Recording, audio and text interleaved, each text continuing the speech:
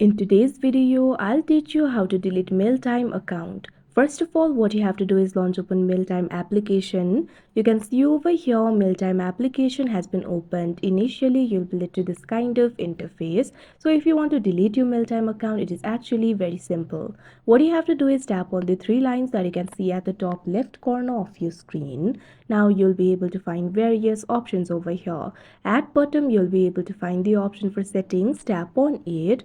Now once you do that, you'll be led to the settings interface. You'll be able to find various options over here. In the section for accounts, you'll be able to find all the accounts that you're logged into. What you have to do is simply tap on the account that you would like to delete. Now once you do that, you'll be led to this kind of interface. In this interface right over here, you'll be able to find the option for delete. Tap on it. Now you can see over here that particular MailTime account will be deleted. So that is how you delete MailTime account. I hope you found this video helpful. Thank you for watching.